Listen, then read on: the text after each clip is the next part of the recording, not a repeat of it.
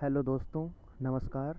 आप सभी का स्वागत है आपके अपने चैनल सपने माँ बापू के। आज हम लोग देखते हैं सीटेट का महत्वपूर्ण एक टॉपिक है एनईपी 2020। इसके सवाल हर एक शिफ्ट में लगभग 2 से 3 सवाल बन रहे हैं। तो आज देखते हैं हम लोग इसके कुछ इम्पोर्टेंट सवाल। आज हम लोग एक ही वीडियो में एनईपी 2020 को ख़त्म करेंगे पूरा विस्तार से। आइए शुरू करते हैं। एनईपी के निर्माण के लिए जून 2017 में इसरो के पूर्व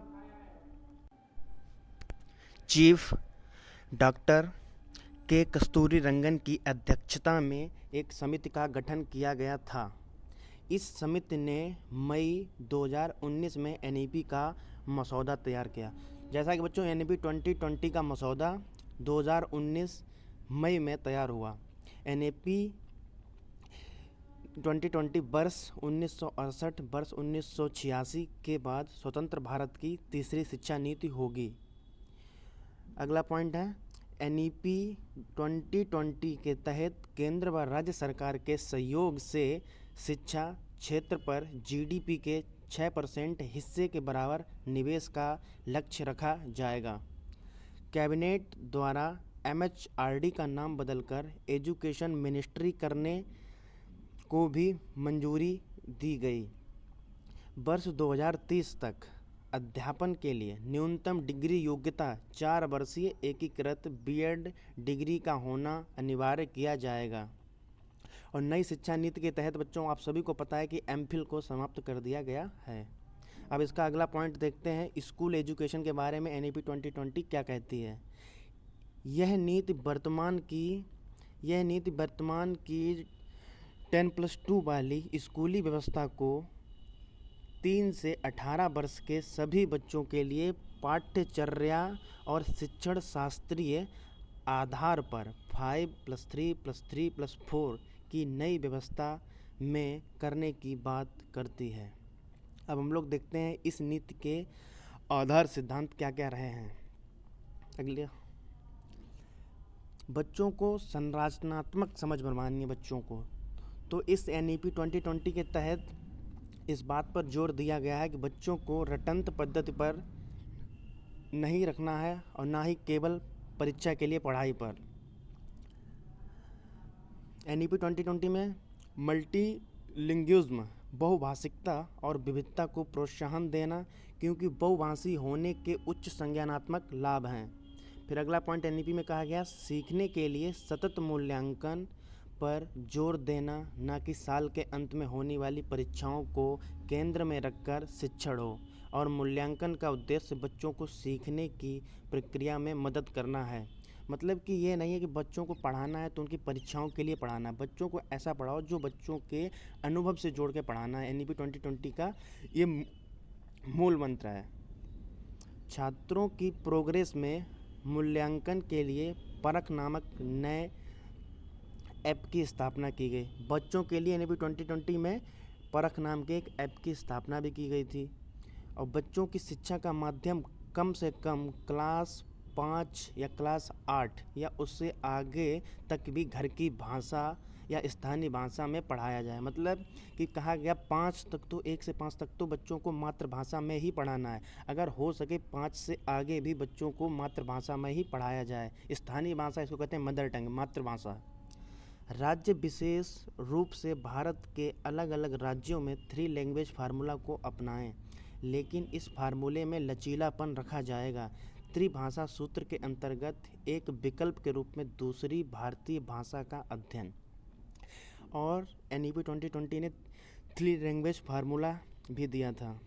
और अगला पॉइंट है राष्ट्रीय शिक्षा नीति 2020 के अनुसार भारत सरकार की एक भारत श्रेष्ठ भारत पहल इस बात पर बल देती है कि विद्यार्थी अधिकांश रूप से प्रमुख भारतीय भाषाओं की उल्लेखनीय एकता के बारे में जानेंगे। ये सबसे इम्पोर्टेंट सवाल है कि इस आता है कि भारत एनईपी 2020 के लिए भारत ने एक पहल स्टार्ट की। उस पहल का नाम क्या है? उस पहल का नाम है एक भारत श्रेष्ठ भारत पहल। अगला पॉइंट है कक्षा 6 के लिए एक अतिरिक्त भाषा के रूप में शास्त्रीय भाषा क्लासिकल लैंग्वेज, जैसा कि हम लोगों को पता क्लासिकल लैंग्वेज 6 होती हैं। नंबर 1 तमिल, तेलुगु, कन्नड़, मलयालम, ओडिसी, ये दो दिए ये उप क्लासिकल लैंग्वेज होती हैं। और महत्वपूर्ण सिर्फ 6 क्लासिकल लैंग्वेज होती हैं। माध्यमिक स्तर पर एक अतिरिक्त विकल्प के रूप में विदेशी भाषा में हो सकती है हम लोगों के पास कोरियन, जापानी, थाई, फ्रेंच, जर्मन, स्पेनिश, पुर्तगाल और रूसी। अगला देखते हैं। और NEP 2020 ये सिखाना कि कैसे सीखना है, मानकीकृत से लचीलेपन की तरफ जाना है और बदलाव का प्रस्ताव रखती है। अगला पॉइंट है हर बच्चों को विशिष्ट क्षमताओं, रचनात्मकता, तार्किक सोच, नवाचार और समालोचनात्मक चिंतन की पहचान करना और उनके समग्र विकास का प्रयत्न करना। मतलब कि बच्चों को ऐसा पढ़ाना जिससे बच्चों का तार्किक सोच का विकास हो, रचनात्मक बच्चे बने, अपने आप खुद करें, उनमें क्रिटिकल थिंकिंग की जागरूकता पैदा हो। इसके बाद NEP 2020 में समावेशी शिक्षा मतलब सभी के लिए अधिगम पर जोर दिया गया है। और दिव्यांग अधिकार 2016 ये समावेशी शिक्षा को एक ऐसी व्यवस्था के रूप में डिफाइन करता है जहां सामान्य व दिव्यांग सभी बच्चे एक साथ सीखते हैं। जैसा कि हम लोगों को पता है RPW एक्ट 2016 में पहले इसमें 7 प्रकार की डिसेबिलिटी आती थी, लेकिन 2016 में इसको बढ़ा के 21 प्रकार की डिसेबिलिटी कर दिया गया, जैसा कि हम लोग पहले से भी जानते होंगे। NEP 2020 के अकॉर्डिंग दिव्यांग बच्चों के लिए एक उपयुक्त इमारती ढांचा, उपयुक्त तकनीक सुविधाएं और प्रत्येक स्टूडेंट के लिए एक शिक्षा और निजी शिक्षक के प्रावधान को बताया गया है। मतलब कि बच्चों जो बालक दिव्यांग है उसके लिए एक उपयुक्त इमारती ढांचा होना चाहिए। ऐसा नहीं कि बच्चा विकलांग है उसकी क्लास आप ले रहे हैं 3rd फ्लोर पे 4th फ्लोर पे, या नहीं, उसकी क्लास होनी चाहिए ग्राउंड फ्लोर पे। अगला पॉइंट है क्लास 6 से ही शैक्षिक पाठ्यक्रम में व्यावसायिक शिक्षा को शामिल कर लिया जाएगा, जिससे इंटर्नशिप की व्यवस्था भी की जाएगी। अगला पॉइंट है पाठ्यक्रम की विषय वस्तु को प्रत्येक सब्जेक्ट में कम करके इसे बेहद बुनियादी चीज़ों पर केंद्रित किया जाएगा, ताकि आलोचनात्मक चिंतन, खोज आधारित, चर्चा आधारित, विश्लेषण आधारित अधिगम पर जरूरी ध्यान दिया जा सके। अगला पॉइंट है बच्चों राष्ट्रीय पाठ्य पुस्तकें स्कूल के कैरिकुलम में कमी, लचीलापन और रटकर सीखने के बजाय रचनावादी सीखने के तरीके पर जोर देने के साथ साथ स्कूल की नेशनल टेक्स्ट बुक में भी बदलाव होने चाहिए, ये NEP 2020 ने कहा। अगला पॉइंट है yearly childhood care and education में मुख्य रूप से लचीली, बहुआयामी, खेल आधारित, गतिविधि आधारित, खोज आधारित, बहुआयामी, बहुस्तरीय शिक्षा को शामिल किया गया है। NEP 2020 इस वीडियो में कंप्लीट, इसके अलावा आपको कहीं भी नहीं देखनी पड़ेगी। और हर शिफ्ट में आप देख रहे होंगे इसके 2 से 3 सवाल बन रहे हैं। एग्ज़ाम आपका आने से पहले इसको 1-2 बार ज़रूर देख लें, बहुत फ़ायदा करेगी। अगला है बस ये लास्ट स्लाइड है, इसके बाद NEP 2020 बिल्कुल कंप्लीट हो जाएगी शुरुआत से लेके अंत तक। अब बच्चों हम लोग देखते हैं स्कूल तैयारी, यह 3 महीने का प्ले आधारित मॉड्यूल है जो NCERT और SCERT द्वारा उन बच्चों के लिए बनाया जाएगा जो क्लास 1 में एडमिशन के कुछ ही हफ्तों बाद सहपाठियों से पिछड़ जाते हैं। अगला पॉइंट है बच्चों NEP 2020 के अनुसार लर्निंग प्रयोगात्मक होना चाहिए। इसमें स्वयं करके सीखना, लर्निंग बाय डूइंग, और प्रत्येक सब्जेक्ट में कला और खेल को एकीकृत किया जाएगा।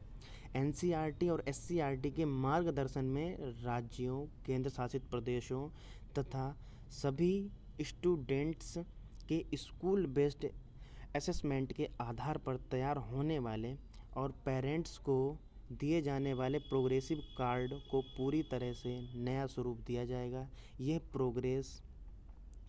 ये प्रोग्रेस कार्ड एक समय 360 डिग्री बहुआयामी कार्ड होगा, जिसमें स्टूडेंट के संज्ञानात्मक, भावात्मक और साइकोमोटर डोमेन में विकास का बारीकी से किए गए विश्लेषण का विवरण होगा, स्टूडेंट की विशेषताओं समेत दिया जाएगा। मतलब कि इसमें कहा गया कि जो NEP 2020 है ये बच्चों की समग्र मूल्यांकन करेगा, बच्चों का रचनात्मक, संज्ञानात्मक, क्रिटिकल सोच और जो भी साइकोमोटर डोमेन है, सभी प्रकार का बच्चों का इसमें विश्लेषण किया जाएगा। उसके बाद ये दिया जाएगा बच्चों को प्रोग्रेस कार्ड।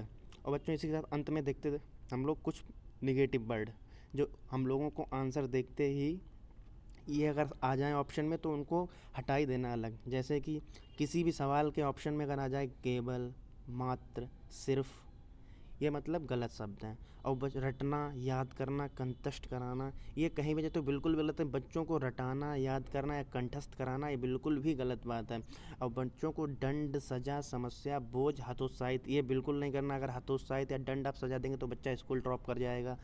इसके बाद पुस्तक केंद्रित शिक्षा नहीं होनी चाहिए, ना ही शिक्षक केंद्रित। NEP 2020 कहती है, NCF 2005 कहता है अपना कि छात्र केंद्रित शिक्षा होनी चाहिए। और बच्चों को कभी भी खाली स्लेट या कोरी पट्टी नहीं मानना है। और बच्चों को लैंगिक असमानता भी नहीं दिखाने की, लड़कियां अच्छा खाना पकाती हैं, लड़के अच्छा खेलते हैं, ये नहीं। सब लोग अच्छा खेलते हैं, सभी लोग एक साथ खेलेंगे। और बच्चों के विचार, मातृभाषा, त्रुटियों को महत्व देना, यही तो सबसे इंपॉर्टेंट महत्व। तो बच्चों के विचार, मातृभाषा, त्रुटियों को महत्व देना। ऐसा नहीं कि बच्चा कोई गलती कर रहा है तो आप उसमें गोले लगा के दे रहे हैं, ये गलत हो जाएगा आपका। बच्चा गलती कर रहा है, उस बच्चे उससे सीखो। बच्चे गलती कर रहा है तो बच्चा गलती कहाँ पे कर रहा है, किस लिए कर रहा है, उस चीज़ को विश्लेषण करो, फिर उस बारे में बच्चों को समझाओ। आज की वीडियो में इतना ही बच्चों। NEP पूरा 2020 कंप्लीट हो गया। आप एग्ज़ाम में जाने से पहले इसको ज़रूर 2-4 बार देख लें, बहुत फ़ायदा करेगी। अगली वीडियो हम लोग देखते हैं।